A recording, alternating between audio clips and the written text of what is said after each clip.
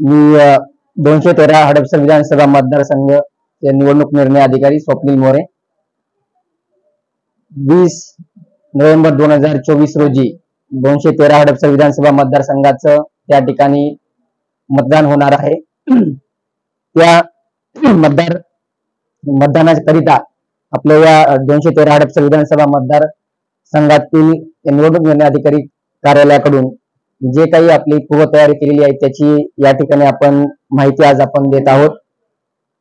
213 हडपसर विधानसभा मतदारसंघामध्ये एकूण 532 मतदान केंद्र आहेत आणि त्या सर्व मतदारसंघातील मतदान केंद्रावर निवडणुकीच्या कामकाजासाठी एकूण 4175 कर्मचारी त्या दिवशी कार्यरत राहणार आहेत।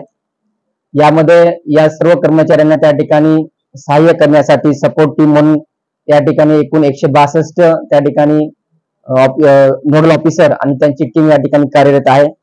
यामध्ये 532 मतदान केंद्रावरील बीएल सुद्धा त्या ठिकाणी मतदान केंद्रावर मतदार सहाय्यता कक्षामध्ये त्या ठिकाणी उपस्थित राहतील। त्यासोबत 25 पर्यवेक्षक आहेत आणि एकूण त्या ठिकाणी 68 सेक्टर ऑफिसर सुद्धा त्या ठिकाणी मतदान केंद्रावर जे काही मतदान केंद्राचं कामकाज राहणार आहे त्याच्या कामकाजावर देखरेख करण्यासाठी सेक्टर ऑफिसर त्या ठिकाणी नियुक्त केलेले आहेत। बूथवर एकूण 3150 जे आपले पीआरओ म्हणजे पोलिंग ऑफिसर्स राहतील, त्यासोबत त्यांच्या टीम मध्ये एक शिपाई आणि त्यासोबतच बंदोबस्तासाठी पोलीस कर्मचारी सुद्धा त्या टीम मध्ये त्या ठिकाणी नियुक्त असणार आहे। यावेळेला आपण मतदानाकरिता निवडणूक आयोगाच्या सूचनेनुसार आपले जे काही गृहनिर्माण सोसायटी आहेत त्याच्यामध्ये एकूण त्या ठिकाणी 41 मतदान केंद्र त्या ठिकाणी घेतलेले आहेत। याच्यामध्ये आपले यशोधन सोसायटी कोंडवा मधील, त्यासोबतच आपले मगरपट्टा सिटी मधील त्या ठिकाणी मगरपट्टा सिटी स्कूल मध्ये त्या ठिकाणी आपण हे घेतलेले आहेत मतदान केंद्र। त्यासोबतच कोंडवा मधील कोणार्कपुरम नावाची हाऊसिंग सोसायटी आहे, त्या सोसायटीमध्ये असे एकूण 41 आपण केंद्र अशा हाऊसिंग सोसायटीमध्ये यावेळेला आपण घेतलेले आहेत। आपली 2013 हडपसर विधानसभा मतदारसंघातील एकूण मतदार संख्या जी आहे ती 6,25,675 आहे आणि त्याच्यामध्ये एकूण अजून 263 आपले जे सर्व्हिस वोटर आहेत जे मिलिटरीमध्ये त्या ठिकाणी कार्यरत आहेत त्यांचे 263 अशी एकूण जी आपली मतदार संख्या आहे ती 6,25,938 इतकी त्या ठिकाणी मतदार संख्या आहे। आपल्या मागील आठवड्यामध्ये आपण 61 मतदारांचं त्या ठिकाणी दिव्यांग आणि 85+ जे आपले मतदार आहेत त्यांचं होम वोटिंग या ठिकाणी आपण करून घेतलेलं आहे।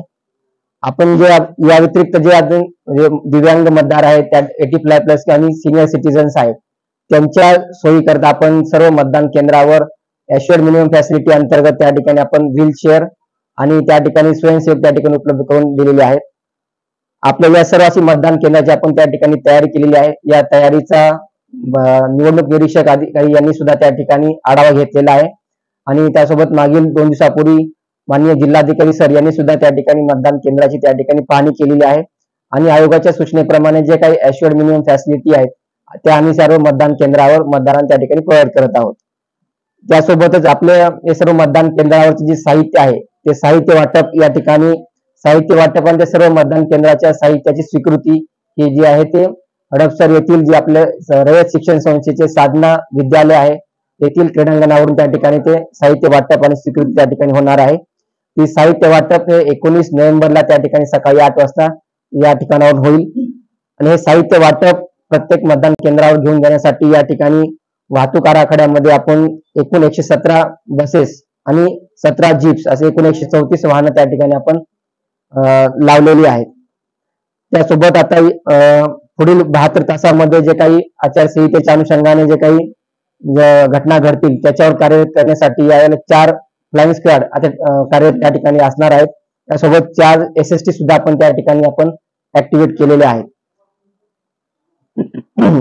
आता या आपण सर्व जे आपण सुविधा दिलेल्या आहेत आणि ह्या सर्व सोयी सुद्धा आपण त्यासोबतच सर्व मतदारांना जास्तीत जास्त प्रमाणात त्या ठिकाणी मतदान करावे याकरिता आपण स्वीप अंतर्गत जनजागृती केलेली आहे आणि आपण सर्व मतदारांना मोठ्या संख्येने सर्वांनीच त्या ठिकाणी या मतदान प्रक्रियेमध्ये सहभागी व्हावं आणि आपला जो शहरी भागातील जो आपल्या मतदानाची टक्केवारी जी आहे ती 50% आसपास असते ती आयोगाच्या सूचनेप्रमाणे आपण ती 20 ते 30% वाढवावी अशी आमची अपेक्षा आहे। सर्वांनीच त्या ठिकाणी सहभाग घ्यावा असं आम्ही सर्व या ठिकाणी मतदारांना या ठिकाणी आवाहन करत आहे आणि त्यासोबतच आयोगाच्या ज्या काही सूचना आहेत त्यानुसार मतदारांना आपण मतदान केंद्रामध्ये 100 मीटरच्या आत क्षेत्रामध्ये त्या ठिकाणी सर्व इलेक्ट्रॉनिक गॅजेट घेऊन जाण्यासाठी प्रतिबंध असल्यामुळे आपल्याला त्या ठिकाणी मोबाईल त्या ठिकाणी त्यांना घेऊन जाता येणार नाही.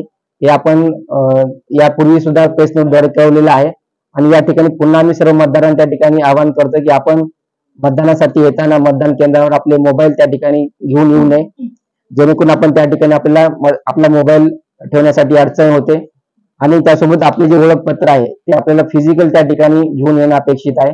मोबाईल मधील त्या ठिकाणी डिजिलॉकर मधील जे काही ओळखपत्र आहे हे मतदानाकरता त्या ठिकाणी आपण स्वीकारत नाही.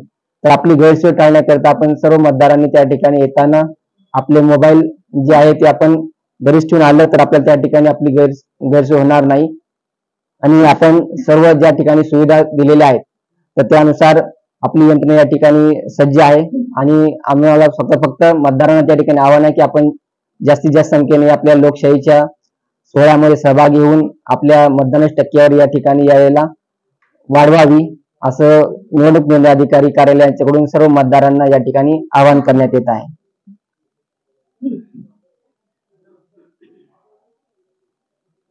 निवडणूक प्रचार काळामध्ये आचारसंहिता भंगाच्या तक्रारी आल्या तर त्याच्यावर काय कारवाई? आचारसंहितेच्या कालावधीमध्ये या ठिकाणी आयोगाकडून त्या ठिकाणी नागरिकांना सी-विजिल नावाचं त्या ठिकाणी ऍप दिलेलं आहे. त्या सी-विजिल ऍप नुसार त्यामध्ये सर्व नागरिक हे स्वतः त्या ठिकाणी ऑनलाईन पद्धतीने त्या ठिकाणी स्वतः तक्रार करू शकतात. त्याच्यामध्ये एकूण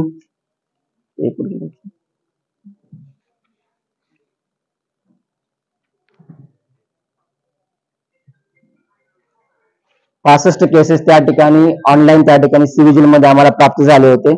त्यामध्ये आपण सी-विजिल मध्ये सर्व तक्रारीवर त्या ठिकाणी आपण कारवाई विविध कालावधीत केलेली आहे. आणि याचं जे ऑनलाईन रिपोर्टिंग आहे ते आपण आयोगाला त्या एका आम्ही अहवाल सबमिट करत असतो. असे आपण 65 केसेस त्यामध्ये आपण डिस्पोज केलेले आहेत. त्या व्यतिरिक्त काही डायरेक्टली सुद्धा आमच्याकडे त्या ठिकाणी काही तक्रारी प्राप्त झाल्या होत्या. त्याच्यामध्ये आम्ही जे काही संबंधित विभाग आहेत त्यांच्याकडून त्यांचे अधिकृत अहवाल घेऊन त्या ठिकाणी त्या तक्रारी सुद्धा आम्ही त्या ठिकाणी निकाली काढलेल्या आहेत. अंजल शाळेला आपण नोटीस बजावली होती तर त्यांना आपण 24 तासाचा कालावधी दिला होता. त्यावरती खुलासा आपल्याकडे झालेला आहे का आणि आपल्याकडून त्याच्यावरती काय कारवाई? त्याच्यामध्ये जी तक्रार प्राप्त झाली होती ते आमच्याकडे मोबाईलद्वारे एका नंबरवरून त्या ठिकाणी प्राप्त झाली होती. त्यानुसार आम्ही त्यांना त्यांचे खुलासे विचारलेले आहेत. ते खुलासे आचारसंहिता कक्षाकडे प्राप्त झालेले आहेत. त्याच्यामध्ये जे आचारसंहिता कक्षाकडून त्या ठिकाणी त्याच्या खुलासे आणि ते काही त्याच्यामध्ये आमचे व्हिडिओ सर्व्हिस टीम त्या ठिकाणी सुद्धा उपस्थित होती. दोघांचं त्या ठिकाणी एव्हिडन्स तपासून त्याचा अहवाल सादर करेल आणि त्याच्यावर योग्य ते निर्णय घेतला जाईल.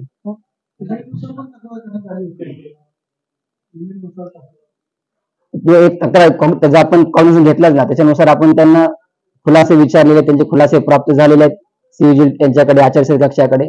ते तपासून त्याच्यावर पुढील कारवाई केली जाईल. सुप्रीम कोर्टाने निकाल दिल्यानंतर शरद पवारांचा फोटो वापरायचा नाही तरी विद्यमान आमदारांना वापरला जातोय, याची लेखी तक्रार दिली, काय कारवाई? याच्यामध्ये त्यांनी जे काही आम्हाला तक्रारी सोबत जे काही त्यांनी पेन ड्राईव्ह मध्ये जे काही एव्हिडन्स दिलेले आहेत ते पुढील आता हा जो सायबर सेलकडे त्याकडे आपण ती तक्रार दिलेली आहे. ते पोलीस त्याच्यावर तपासून पुढील कारवाई करत आहेत.